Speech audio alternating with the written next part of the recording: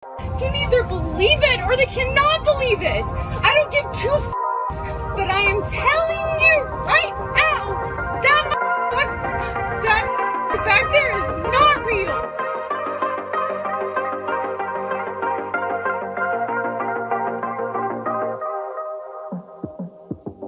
Me, it look like a leprechaun to me. All I gotta do is look up in the tree. Who else is a leprechaun? Say yeah!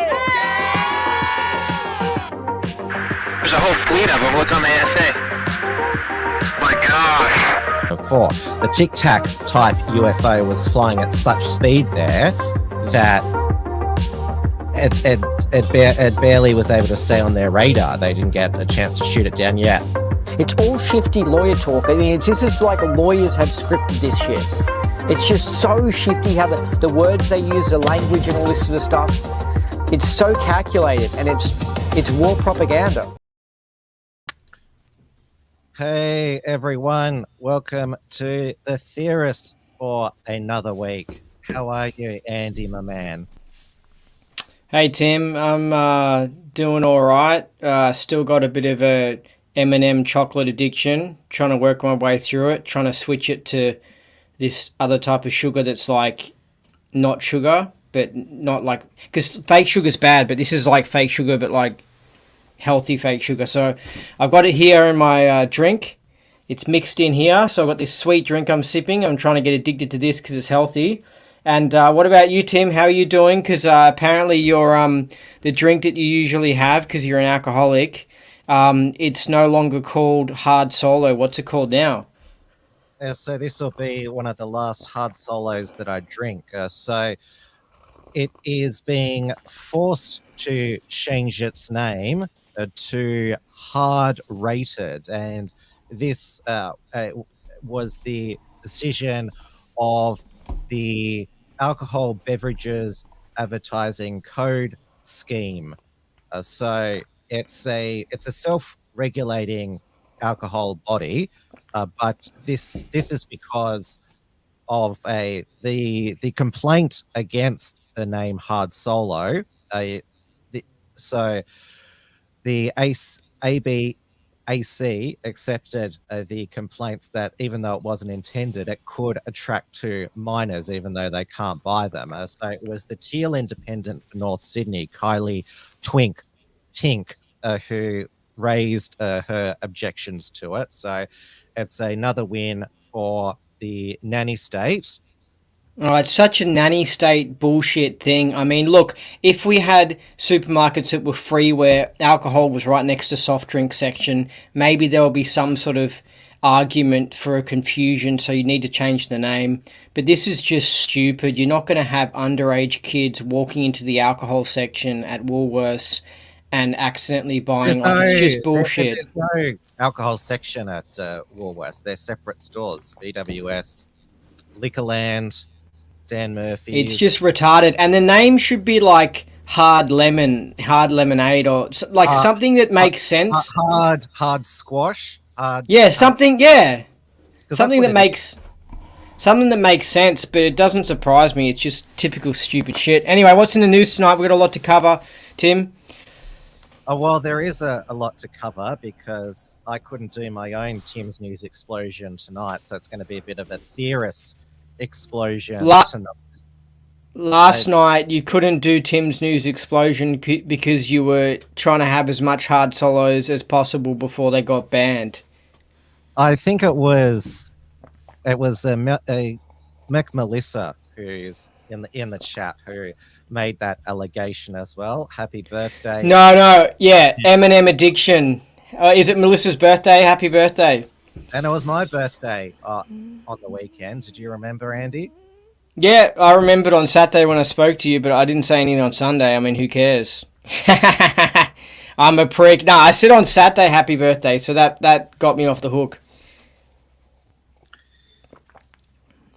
Hi, paleoconservative. Senator Slater says, Nolch, move Tim on. Can't believe this is the first story. Tim needs help. Well, I need a stiff drink tonight because of the absolute bloody nightmare that I've been through trying to fix. So the reason I couldn't stream last night is because my camera wasn't working. And so after doing so much troubleshooting.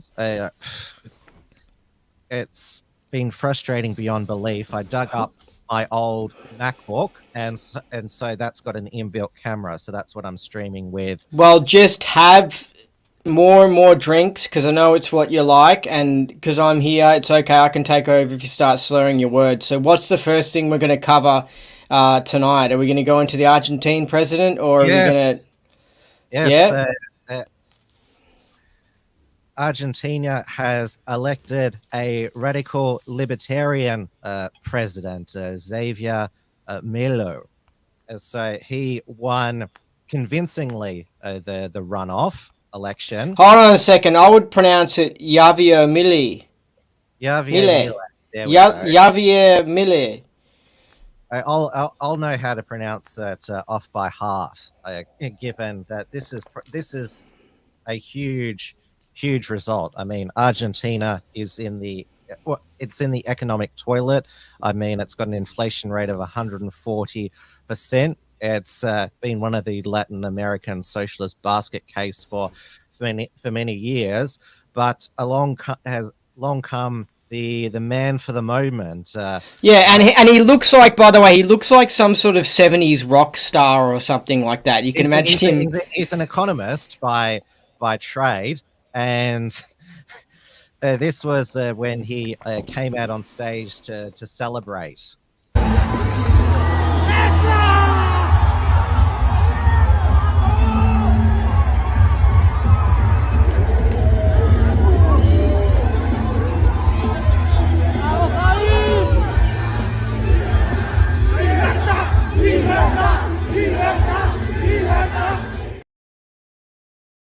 See what I mean? Like, it's funny that footage had the rock music, but seriously, he looks like some sort of 70s rock star character. You can imagine him dressed up and everything.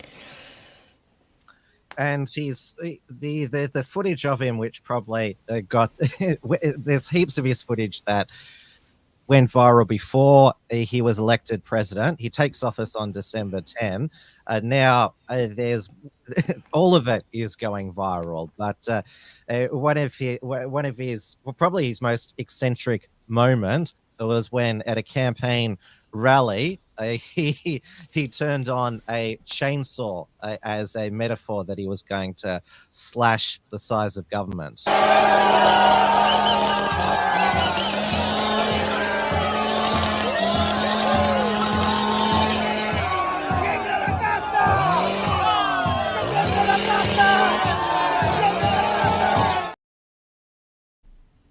And that's a real chainsaw. That was on.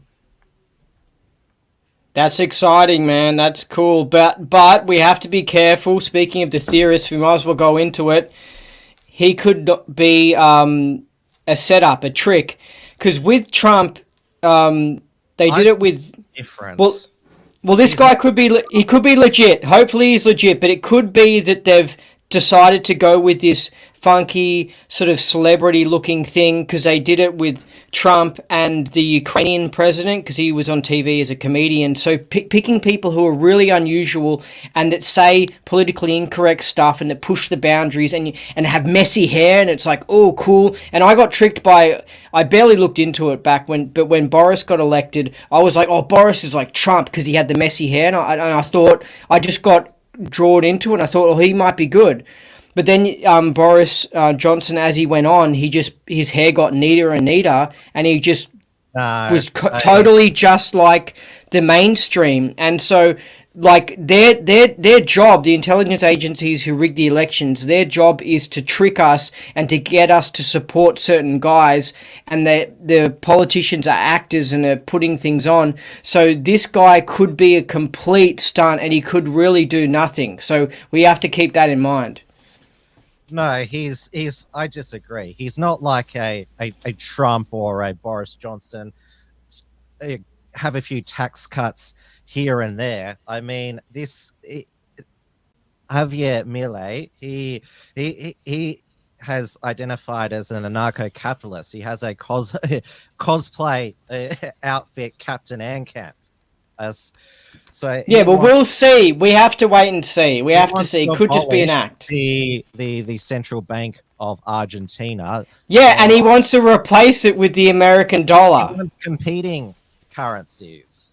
Well, I heard he wants to replace it with the American dollar, and that's interesting because the American dollar is controlled by the Fed Reserve and all that sort of stuff.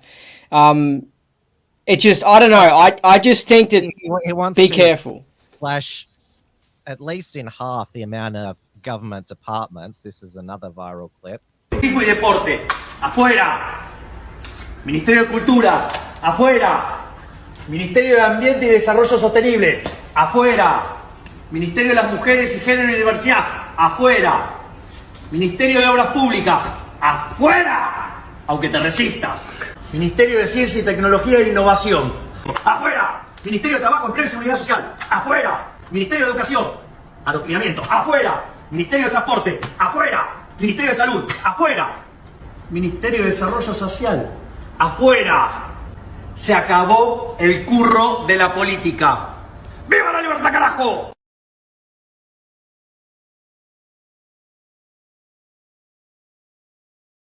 Would Peter Dutton, Donald Trump, or Boris Johnson ever do something like that? Would Peter Dutton say, I'm going to get rid of the ABC, I'm going to get rid of the Human Rights Commission, I'm going to get rid of the Department of Women and Gender and all that bullshit? All the gender equality agencies, get rid of the Multicultural Affairs Department. Man, he's looking at that. He's so good. Like, as in, that's what I feel like I would do with the government. I would just be like, get rid of this, get rid of this, get rid of this, get rid of this. But it could be a trick. We'll see what happens. Now, there's also the other option. If he's legit, it then means that the socialist world government, the Western Empire, right, that pretty much runs the planet, even has a lot of influence in China and in Russia, but they're sort of rebelling. He said that his government's not going to trade with China or Russia. Lots of our viewers in the chat. Well, that's interesting because China and Russia are rebelling. So I'm telling you, this. Watch out with this guy. Watch out. He is opposed to those nations. Not because he's a bloodthirsty neocon, it's because it's on libertarian principle, because Chinese is a communist dictatorship where there is no freedom. And I know that Russia, they do have elections, but certainly there's a lot of enemies of Putin. Well, they used to get poisoned, but now they mysteriously fall out of buildings. This guy seems so much like Trump, and Trump was like Reagan, where Reagan would say all these Americana ideas, and at the end of the day, though, he was still a socialist. Milei is Ron Paul, but he's a charismatic, eccentric madman. I mean, hopefully he's Ron Paul, but I feel like he is just like Trump, but even more Trump. I mean, no disrespect to Ron Paul, but he would never, at a campaign rally, turn on a chainsaw. He wouldn't. This is another one of his. They're all in Spanish, but the other one that's gone viral is his speech about. Hold on, Tim. How about? Do you want me to translate it when you play the video? All right. You All right. You know the clip that I'm going to play. I don't know, but if it's got English translations, I'll read it out. ¿En qué locura estamos viviendo? La locura de la corrección política estúpida, donde básicamente, no, si ustedes no recitan el socialismo cool, si ustedes no son woke, entonces son violentos, son un peligro para la democracia. Vamos, muchachos. Sigamos con estas estupideces y en lugar de ser 140, vamos a hacer la Villa Miseria más grande del mundo. I talk so quick that he talks like he's exciting.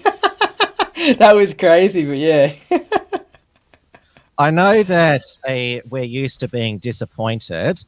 So obviously Giorgia Malone in Italy, but she was just a slightly more social conservative than other conservative leaders in the Western world. I mean, she she talked tough on the culture wars and said, yeah, I'm going to stop the boats, but that was about it. And I know we're used to being disappointed, but Milei, Look, he idolizes the free market, the free market economists of the modern era, such as F.A. Hayek, Milton Friedman, Ludwig von Mises.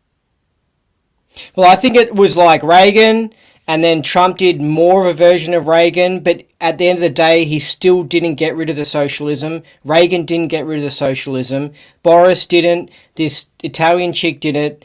I think they're better. That they're definitely the lesser of two evils. This guy here possibly could be the lesser of two evils. He could just be like Trump, but even ramping it up even more, like really tricking people.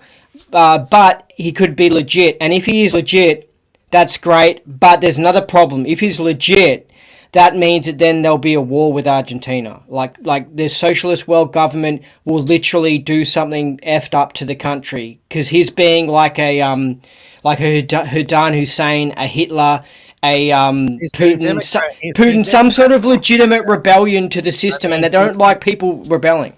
He got through the presidential primary rounds and then the runoff, won it convincingly, 56-44.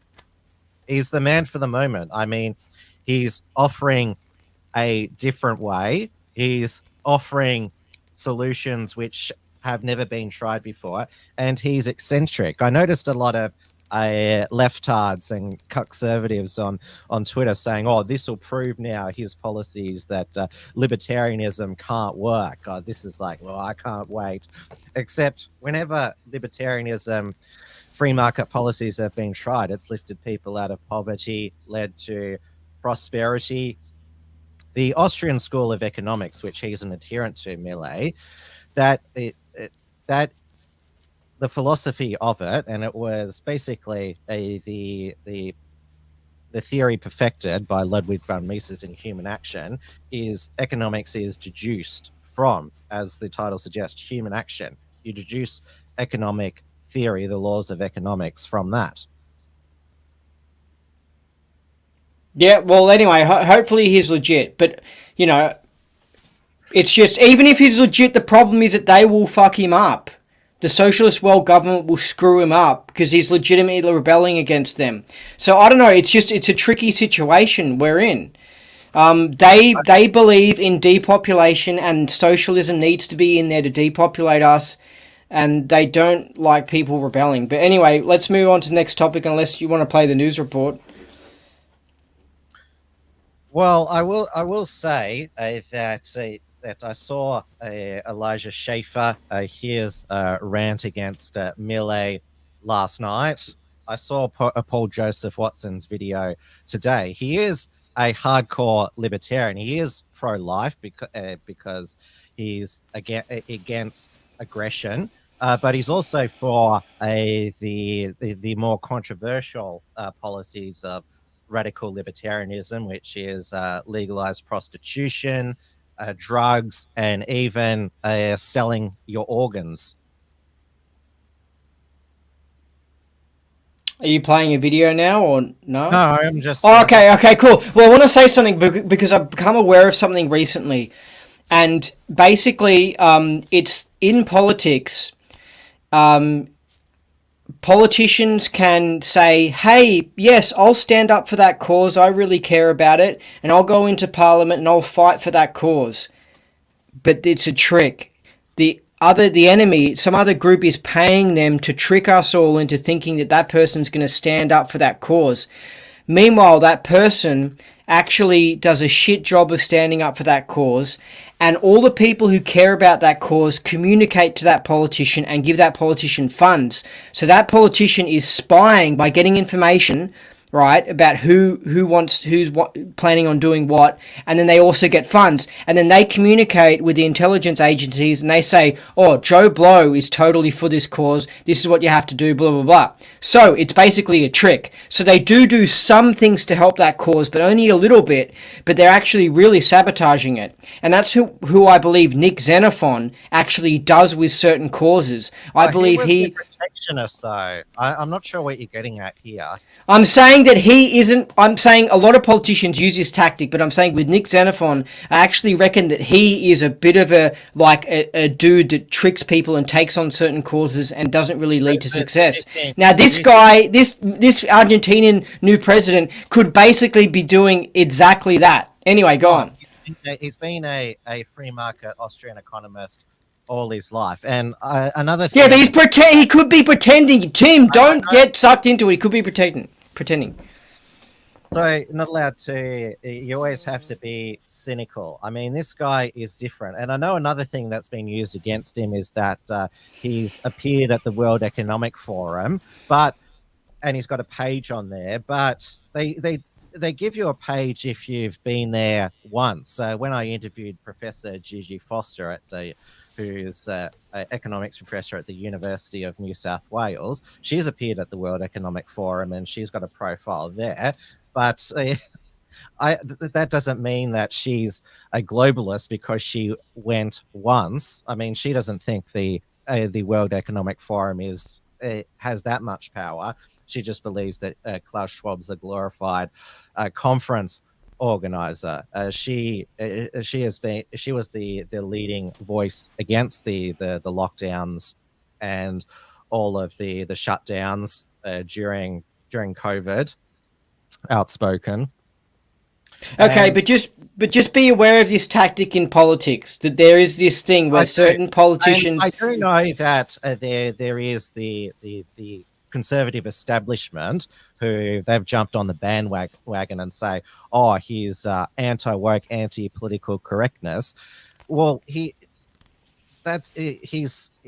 talking about, when he talks about shit leftards, he's talking about those who are in charge of the government. He wants to get rid of all of them because they control and ruin your lives. And so they are the cancer in our society at the moment. But he said, I don't care if, people want to be transgender or anything like that, just don't make me pay for it.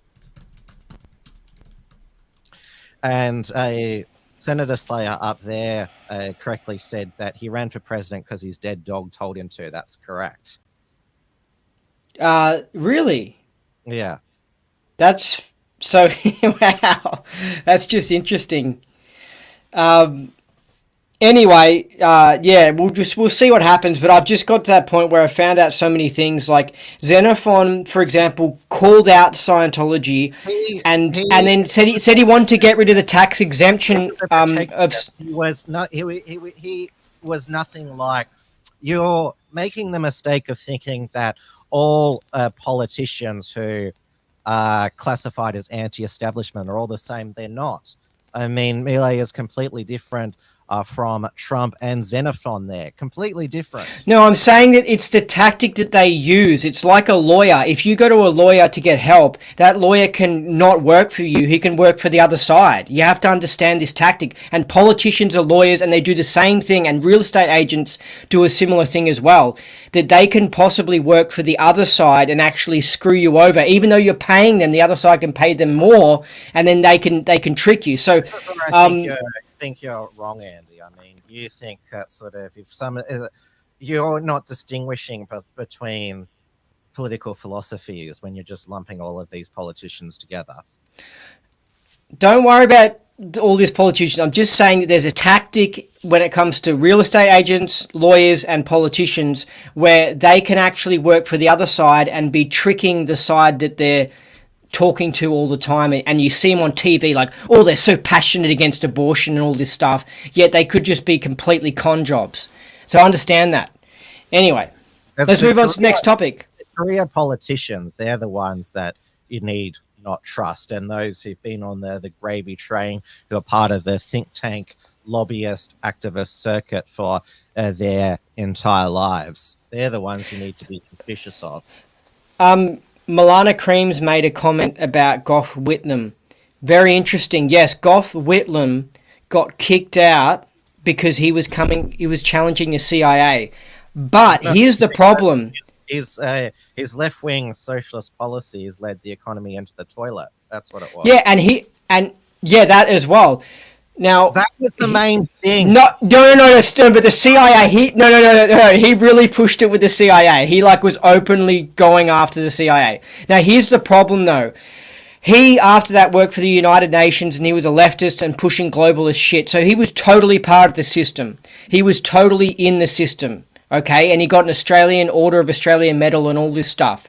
So although, yes, he rebelled against a certain part of the CIA, overall, he was still for the frickin' system and he was still part of the problem and he was still a frickin' socialist. And that is why he got to that position in the first place of being the Prime Minister, because they don't let people go that far. So it's like he was rebelling against a certain amount, but he still wasn't a total rebel. The same as Harold Holt, who it seems that the CIA murdered because he was against the drug... He just drowned? No, that was a hit by the CIA. And what yeah, you love hearing the conspiracy. You love hearing the conspiracy theories. Keep on drinking, Tim. It's all right. You can get drunk tonight. You can chill out. Are you going to do Tim's news explosion tomorrow night? That's what I'm planning.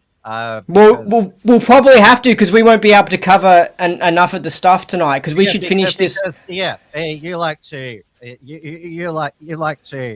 suggest your own conspiracy theories, go on tangents about. Well, it's called The Theorist, so. Yeah, it suits the theorist. But Tim, if you saw the list of topics that Tim wanted to cover tonight, it's ridiculously long. It's like, Tim, this is insane. That's because you wanted to combine both the shows, and I was like, are you sure? Yeah, I thought maybe combine it, but anyway, it's not going to happen. So with the whole Goth Whitlam murder thing, Harold Holt murder, where he went missing at the beach, that was a hit done by the government, and he had caught on to the operation of Vietnam being used for drug importation into Australia, right? Now, he was a CIA guy. That's why he was allowed... Holt. That was why he was allowed to be the Prime Minister and why he was for... the Vietnam War. Yeah, he was pro the Vietnam War, but then... when he found out about the drug thing... Is there any evidence of this? Yeah, you have to read a book about it, but, anyway, he found out about... What's the book called? I can't remember, but it's not one of the... It's not one of the easy ones to find, though, because when you search about books about his assassination, you probably get ones that are written by the government that pop up.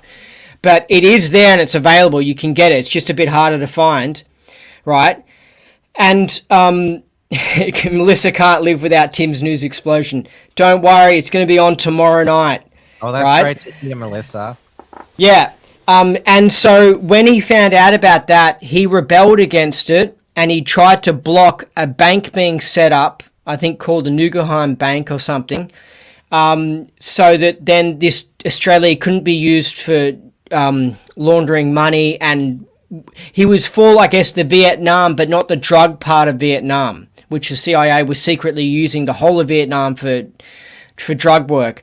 So it's complex, but he was for the CIA and the war, but he was against a certain thing. And if you're against one certain thing, they're just going to kill you, okay? So that's how it is. So he got killed. Goth Whitlam got kicked out because he was against the CIA bases. But overall, they're still in the majority. They're for the socialist world government and this whole Western empire, and overall they're still socialist. So it's like, yeah, they get killed, but it's not like they're really rebelling. Well, obviously Whitlam, he introduced, progressive change, which basically his goal was what he believed was to modernize Australia from a British Commonwealth outpost to more of to have a more independent Australia. But Holt did some progressive things, such as decimal currency, dismantling the white Australia policy. See, he's a freaking socialist. The 1967 Aboriginal referendum, to have them included in the census. Yeah, he was bad. See, he was like sort of like Trump, like as in Like, they do some good things, but then they're still, you know, at least he stood up to the whole drug thing, because this was just when drugs were starting to be a big thing, because the government was really because they were illegal. It's going to be but in the 50s there wasn't as much access to drugs because the government hadn't fully got into the business. But by 1967, the government really had gotten into the drug importation business, and they were bringing it in, and he tried to stop it. And so that's why if anyone got into power and they tried to stop chemtrails, they tried to stop the drugs, if they tried to stop all the socialism and really reduce taxes, they're just going to get killed. So we're just in this crazy situation. I mean, I don't know what to do about it. What do you do about it? They've got the guns. They will send a mafia thug to your door if you're a top judge or if you're a politician that's run the country, and the thug will say, this bullet's going to go in your head. Stop doing what you're doing. So it all comes down to whoever's more violent, really. Well, the outgoing vice president of Argentina, there was an assassination attempt on her, but the gun failed to discharge. So Christina Fernandez de Kirchner, she's the wife of a former president. So she would have been killed point blank range if the gun had worked. Yeah, so this is why I'm a bit sus about the Argentine guy, because I'm like, well, you know, technically they should be just killing him. So I don't know how we could get this far, but we'll see how it goes if he's legit. He's got his chainsaw to protect him. Yeah, I mean, I looked at his Wikipedia page and I was like, this guy's looking to be. I didn't find any smoking guns, but I was like, this guy seems to be part of the system. Like, he's not he's certainly not as good as Ron Paul, but he's certainly got his entrance. He's got the wow factor. He's eccentric. Yeah, all right. I get you got some man crush on him, but let's go to the next topic. Come on. Next topic. So Dan Andrews, he's wanting to play more golf in his retirement, although the golf clubs down on the peninsula, they don't want a bar of him. Have you seen, I know you read the Herald Sun, have you seen Mark Knight's cartoons? And so there's Dan Andrews being run over by some golfers in their caddy, and another cartoon was he's having to play golf in the potholes. And you remember that when Dan Andrews introduced the first lockdown, he said a game of golf wasn't worth a life. Playing golf could kill you. Yeah, whatever. Well, hopefully he just keeps on getting kicked out of these clubs or not allowed to join, because it shows how many people hate him. Even though I did interview people in his electorate to see who they voted for, and it does appear they did vote for him, I'm still sus of his overall election win. I just think so many people hate the guy. I just question it.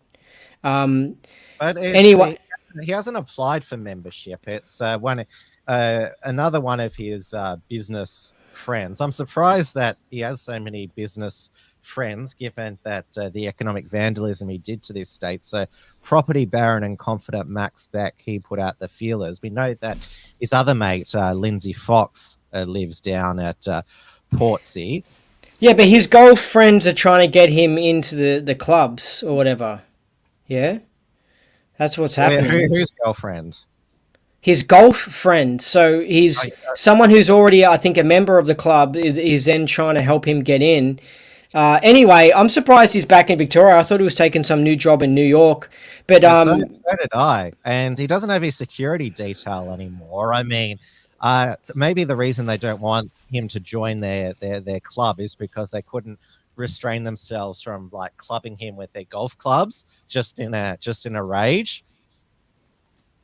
Yeah, he should just leave the state. He's too hated. What's the next thing? Well, you mentioned about Mulgrave. So there was the by-election to replace him. And so that was won by the ALP candidate Eden Foster, who's the City of Greater Dandenong mayor. So we don't know who is going to come second. Will it be independent Ian Cook, whose business, of course, I Cook Foods, was shut down by the City of Dandenong because of that mysterious slug that the health inspector found. So he's coming third on primaries. The Liberal candidate, Courtney Mann, 38-year-old political staffer, the most boring Liberal candidate you could possibly imagine. Labor primary vote took a 10% swing, but it's only a 4.7% swing. Now, the VEC, they didn't start posting results until about just before 8 o'clock. And they said that they're not going to update the two-party preferred until they do a final vote. The VEC's they're very arrogant and very defiant, sort of like the Australian Electoral Commission. Remember, if you had any questions for them about the integrity of the voting and counting process, they went off at you on Twitter. Yeah, well, they have to cover up their crimes. We've got a few people in the chat asking our opinion. What do you reckon about Gladys Berejiklian maybe becoming the Optus CEO? Because she resigned on Monday, the Kelly Bayer Roseman, after the 14-hour outage. You have any Optus devices? Were you affected? No, but what's interesting is that she seemed to say that the problem wasn't on her end, wasn't on Optus's end, and she was like, "Well, I don't know why people couldn't call 000, but it seems that it wasn't." Blamed the parent company Singtel, which is Singapore Telecommunications. But yeah, something like that. Her boss, she was cooked then. So I don't know, if there's nothing that Optus can do about the problem of not being able to call 000 when they go down. It's something else, and hopefully the other thing else gets addressed. But I think it's just a bit of a stupid witch hunt. I mean, I'm sure that the CEO was the one who was responsible for the outage. I mean, the CEO is just a public speaking role and stuff, and it's just she was put there just because she was a woman anyway, so she probably deserves to get kicked out. She didn't even have a telecommunications background. She came from the banking industry at Commonwealth Bank beforehand. It's just all bullshit anyway. I mean, but I think it's bullshit that she got put in, but now I think it's also bullshit now that she got kicked out. So anyway. Melissa says, still waiting on Palaslag to resign. So many retards here in Queensland wearing masks again. Well, she said she's going to run for re-election next year, October 2024. And I would not be surprised if she wins another term, because the LNP opposition, they're just so mediocre. David Christoforley doesn't exactly inspire people. But yes, there was a mask push in Queensland. So last Wednesday, the Courier Mail, they had a front page. I'll just. Hey, great point by Bruce Kibitz, who said the CEO's entire job is to be the fall guy when something like this happens. That's a good point. Yeah, actually, so she should have resigned, because that's what the role of the CEO is, to just be the fall guy, the patsy. Yeah, so this was the Courier Mail on Wednesday. Mask callers, COVID cases spike. Doctors want us to cover up on planes at parties. And so following that front page, the Chief Health Officer of Queensland, Dr. John Gerrard, called a snap press conference. Now, that obviously triggered a lot of people's anxiety and dug up bad memories. But what he said was actually a strong rebuke to the mask zealots, the mask fetishists, or as Katie Hopkins calls them, mask perverts. This is what he said. The public health emergency declared by the World Health Organization ended on May the 5th of this year. So the public health emergency is long over. The approach to any public health concern like this must be consistent with the risk. So our approach must be consistent with the risk. It is important that I do not overstate the risk. It is very important, and I want to emphasize this, that I do not overstate the risk as Chief Health Officer, or this office will lose credibility. So I do not wish to overstate the risk. So when I'm alert the public of a problem, it needs to be taken seriously. We do have a wave, there is no question, but these waves are getting milder. And it's clear that as we've said, that the people at risk of hospitalisation of those over the age of 65 who have not received this booster this year, and also some people with more severe forms of immunosuppression, not milder immunosuppression, but more severe forms of immunosuppression. I am making no general recommendation about mask wearing in public or in healthcare facilities. I'm making no general recommendation about mask wearing in public or in healthcare facilities. That would be disproportionate to the level of risk.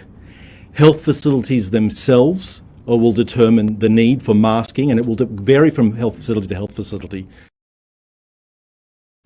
Yeah, so he just shut it all down and gave the mask people a spray, saying it's disproportionate to the risk, and I would lose credibility if I mandated masks. And so clearly then the WA Chief Health Officer Andy Robertson has shredded some of his, well, if he had any remaining credibility, by mandating surgical masks in high-risk hospital clinical areas.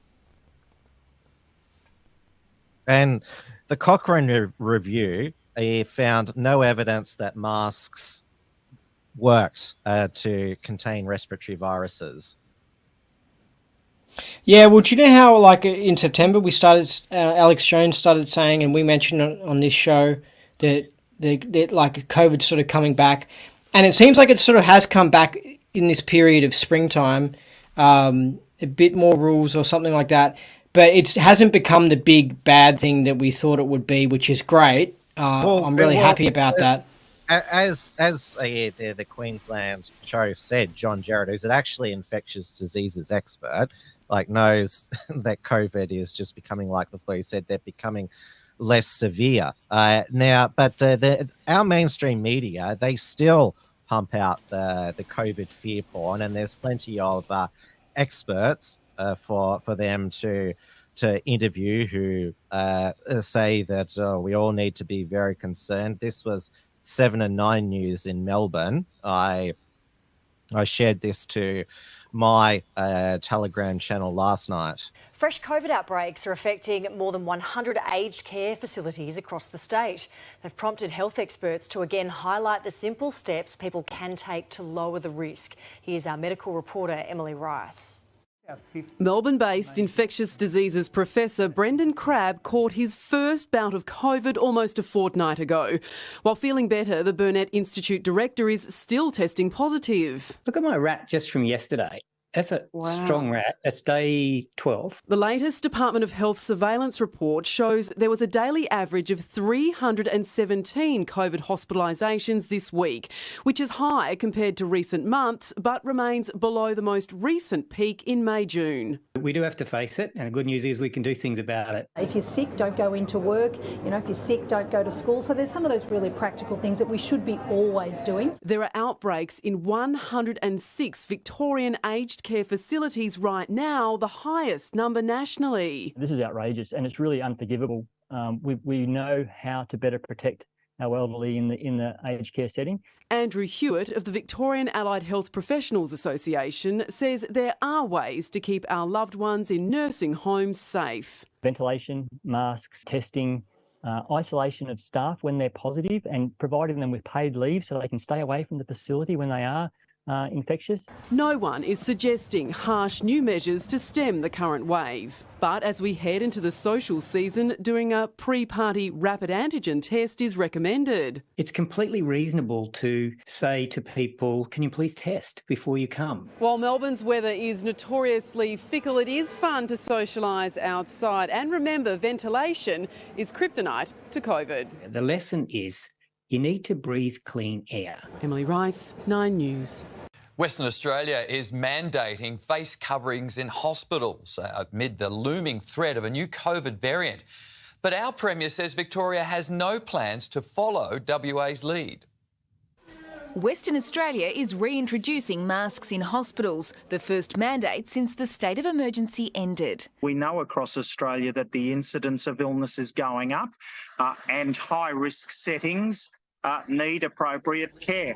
But our Premier says there's no plan for Victoria to follow suit. We have no plans to introduce any new restrictions or additional restrictions. I have no advice on that matter. That's despite 126 COVID deaths in Victoria in the past month. WA has 4 a week. There are currently 317 in our hospitals compared to 57 in the West. I think having mask mandates in healthcare is really a no-brainer.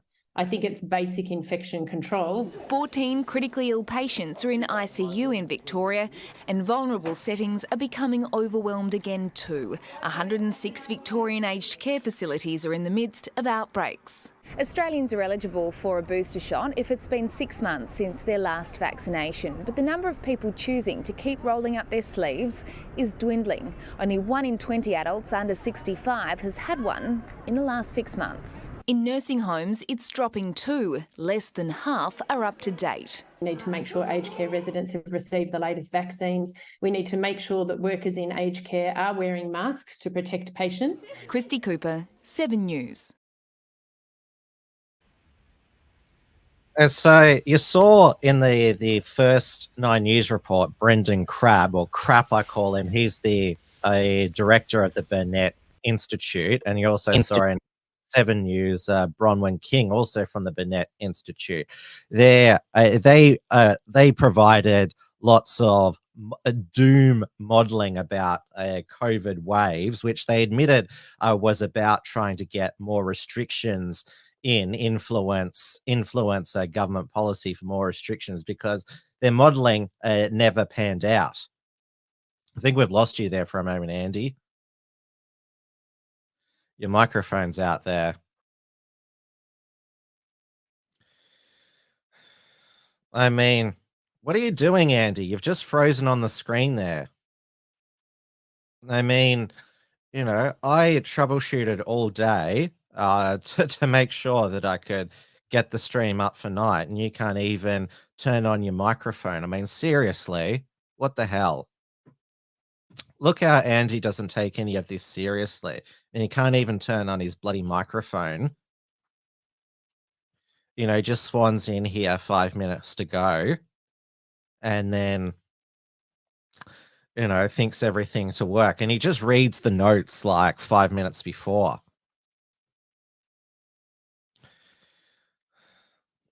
Brucey says Andy is having a COVID seizure. Andy is like that guy off Ferris Bueller's Day Off. Which one? Monica Schmidt says, if you want to stop lockdowns and mask mandates, consider donating to RDA. I'm on an expensive Australian tour right now. Perfect timing.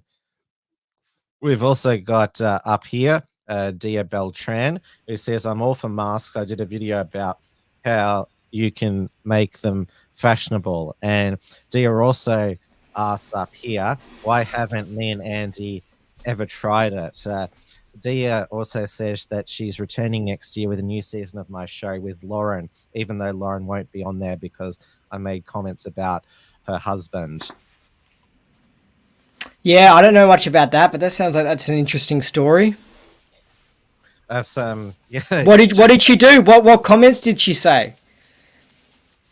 Well, I don't know too much of the detail, but she she made a scene at her friend's wedding. Mel says so many amazing women joining tonight. Yes, there's you, Mel. There is Dia and Monica, Lady of Shalott. So we've got lots of female fans. Yeah, except the Filipino lady, the old one. Yeah, I don't know what happened to her. And now we had the health minister, Mark Bulter, today announce that ATAGI had approved new updated Moderna and Pfizer vaccines for XBB1.5. So this booster will definitely work until the next variant comes along. There's still that a BA 2.86, that Parola variant, which is slang for penis. What do you mean? Okay, all right. Anyway, we got to be careful. We don't want to get into trouble for what we say about the Voldemort subject. Oh, well, you have to be careful. I mean, you've just got a big mouth on you, no filter.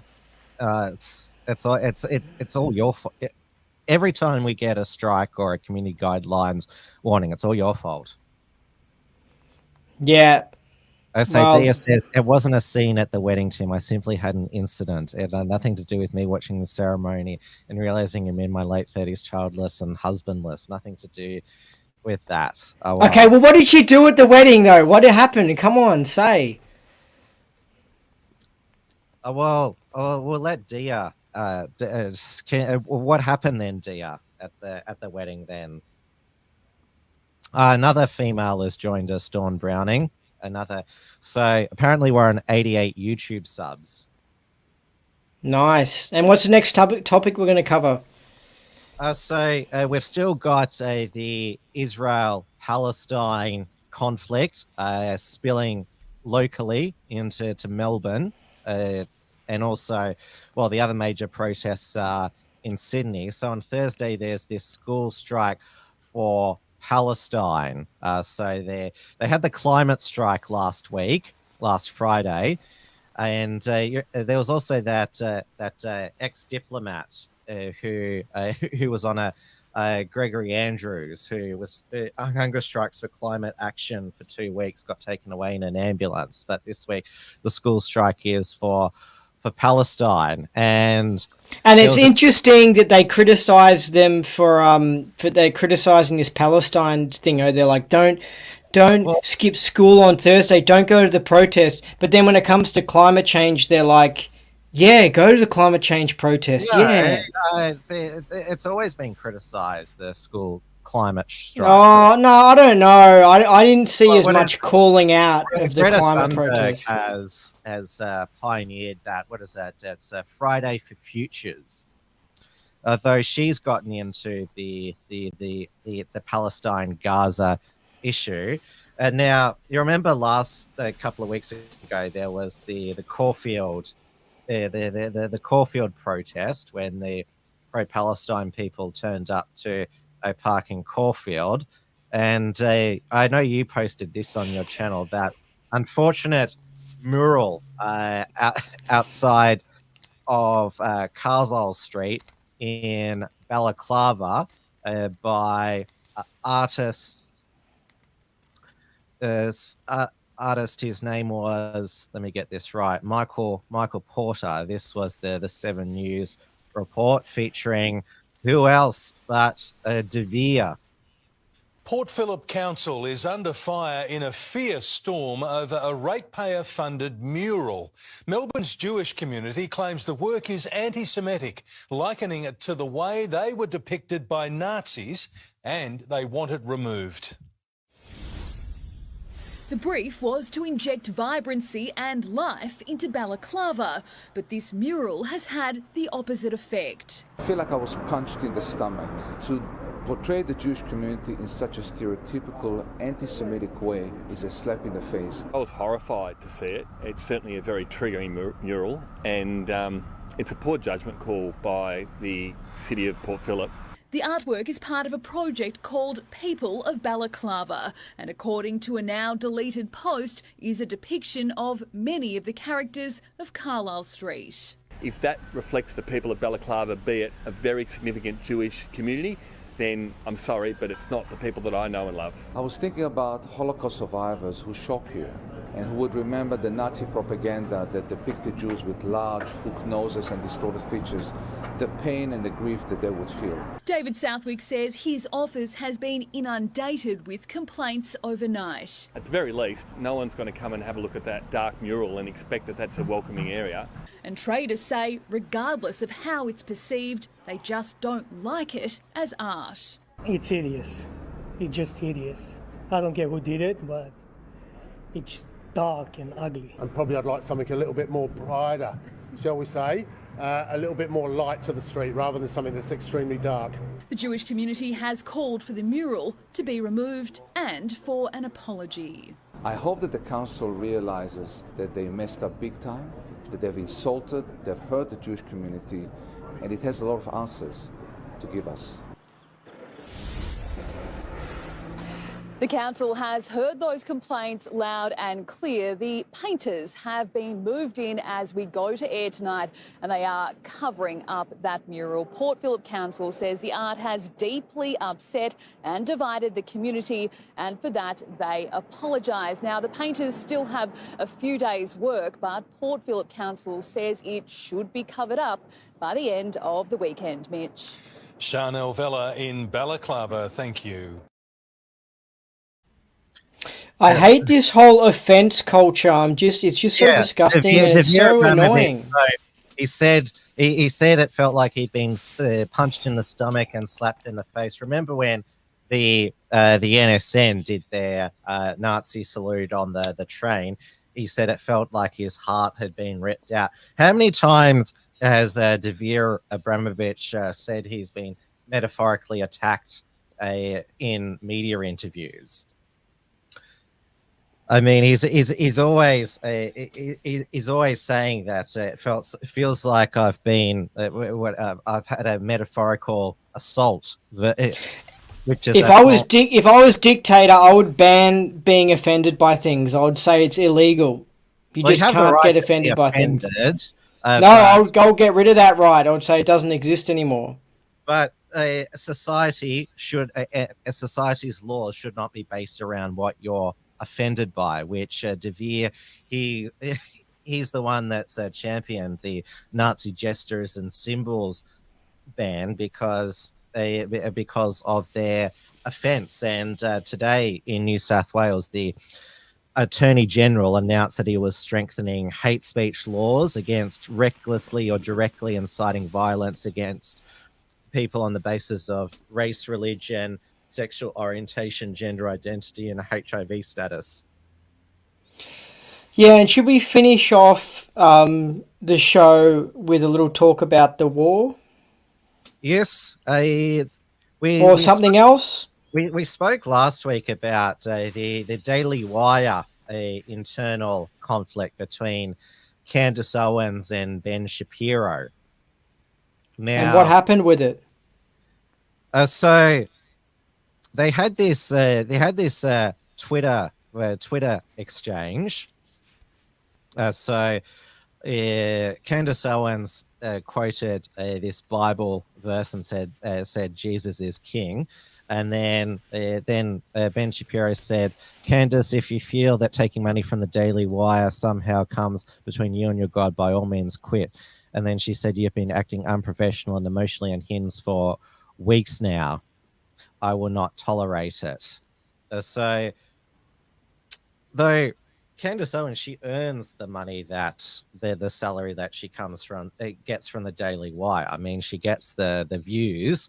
So there was that footage leaked of Ben Shapiro calling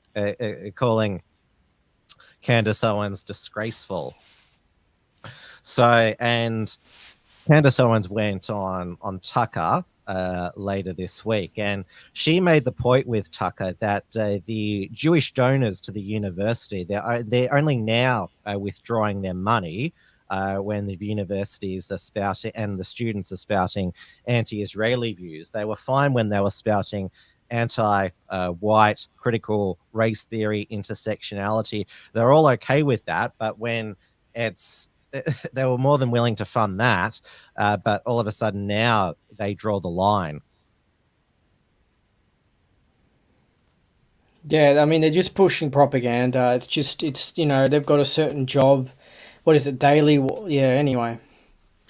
It could be just a publicity stunt for DHS for ratings. Jeremy Boring, who co-founded the Daily Wire with Ben Shapiro, Jeremy Boring is a Christian, said that he and Ben, they don't have the power anymore to fire Candace Owens, though he said he wouldn't fire Candace Owens. So, I mean, it could be just a business conflict. Like, it's great for publicity.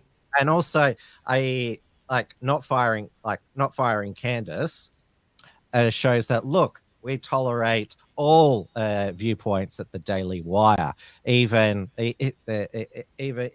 when our hosts vehemently disagree with each other. Yeah. Well, anyway, it seems that Israel has been bombing some hospitals, and they keep on putting out information trying to say, oh, look, there was tunnels by Hamas under the hospital. And I guess we don't really know who's telling the truth in this situation. I mean, the information about the dead Palestinian children we're getting from Hamas, so it's not exactly a reliable source.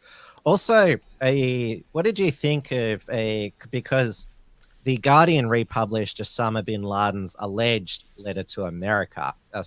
Some people believe that the CIA wrote that letter, and it's even disputed whether Osama bin Laden actually did do 9/11. There's some who say that he just claimed responsibility because it would look good for him to say, yeah, I did it. Well, the CIA created Osama bin Laden, and he was like an agent for them.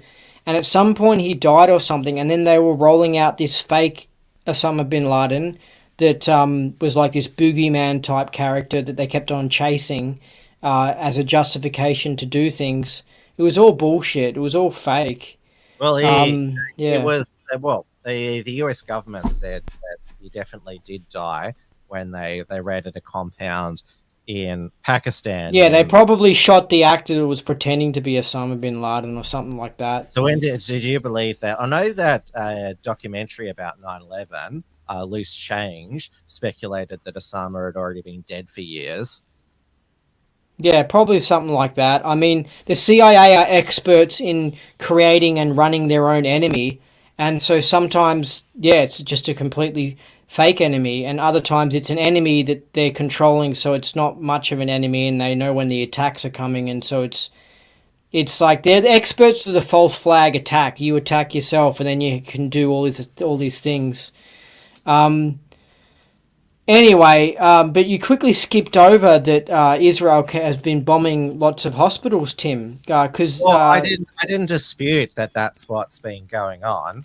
The IDF claims that that's where a lot of the Hamas headquarters are, the tunnels where they're keeping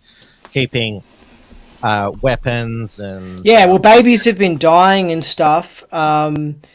Anyway, it's pretty epic. I find it interesting that there's always television cameras ready to film inside the hospitals. Yeah. Well, anyway, but yeah, it's just war. We should probably finish up the show unless there's one more thing you want to mention. Well, you seem like you're pretty. You've got nothing left in the tank. I finished off all my hard solos tonight, so that's. Well, let me see if the things I sent you to talk about. Let's see what I sent you. There's something interesting.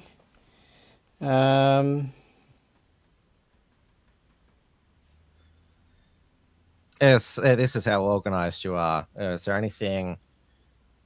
Yeah. Well, Biden had a talk with China.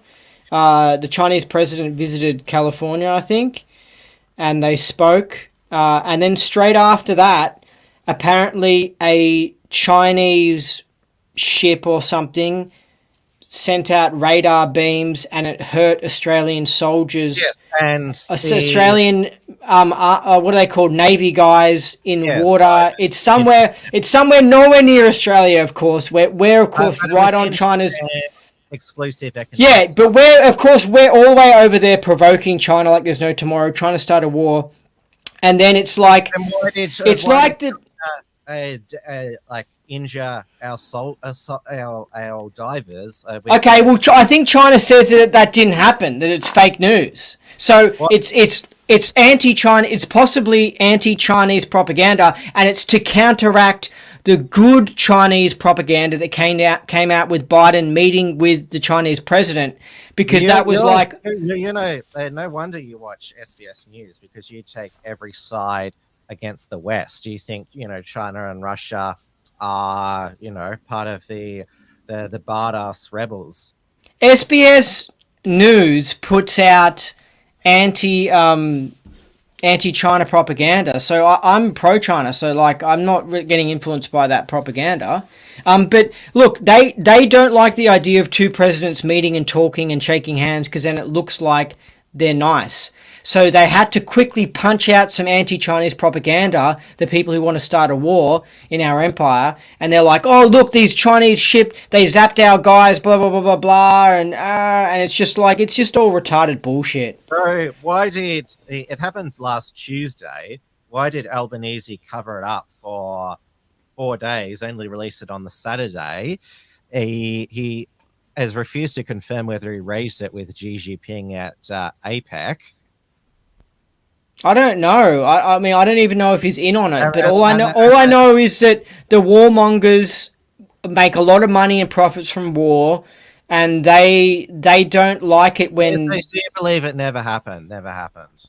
I think it's possible it never happened. It could just be all bullshit. I mean, it could be legitimate. I mean, who knows? But it's just like after Albo has made all that effort to kiss the ring, the boots of Xi Jinping.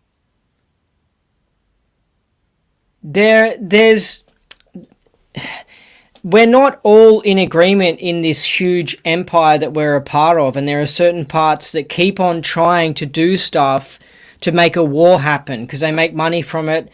And anyway, but it's just interesting that we have this event occur at the same time as when we have our leaders meeting with China and talking, and then China says that the energy attack didn't happen or it's bullshit or something. I find that interesting. They always say this, like, oh, like, why are you implying that for? You're just paranoid. I mean, China, they always deny and deflect saying. No, but why would China do a stupid attack on some people that were in the water that wasn't even doing anything? Like, what's the point of that?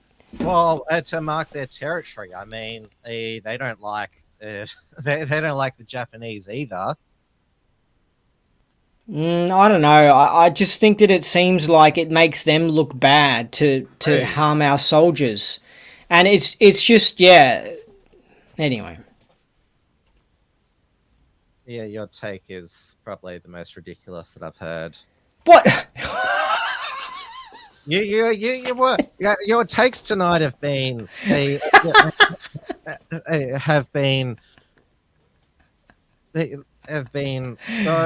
straight, devoid of any actual basis in. Tim, you're upset that I wasn't a fan of the Argentinian guy. I just got tricked by Trump. Okay, I'm not going to forget that. So okay, no politician can ever be promising ever again. Okay, look. Anyway, let's finish off this thing, okay? Because what's his face? No, hold on a second. No, we mentioned Xenophon. Let's quickly go into Nick Xenophon. It's Nick, isn't it? Xenophon or whatever. Xenophon has been interfering with Malaysians' elections. He does seem to be a CIA guy. He's doing international political shit. Citizen now. I mean, he lobbied for the CCP Huawei to have access to. Yeah, lobbied, inverted commas. I reckon he's CIA, and I reckon he's not what he appears to be. He's shifty Xenophon. Well, I'll tell you what he did when he said he was coming out against Scientology, right? Okay, he didn't get their tax exemption cancelled. He didn't really get anything. Any actual attack occurred to, like, nothing really happened against Scientology, and then he just dropped it. So why did he suddenly care about the victims of Scientology and then do it like attack that didn't go anywhere? And it's like also with his gambling thing, for years he was trying to attack gambling and he never really got anywhere. I wouldn't trust the guy. He went to Malaysia and the Malaysian government, which is pro-Arab and pro-Muslim, locked him up. They kicked him out of the country basically.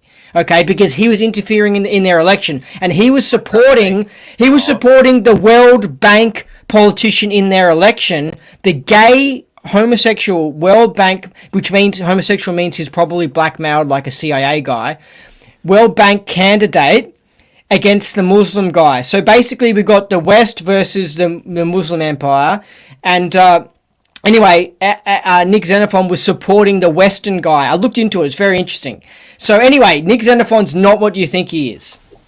I never liked Nick Xenophon, so I don't know what you're trying to prove here. I hated him. I'm trying to say that he is a trick, that he says, yes, I'll do something, but he works for another group secretly. I always believed that he was a cheap populist and he advocated protectionism because that is what it got him popularity and in the media as well. But when he went into the legal practice, well, he was happy to represent any clients, including the CCP companies.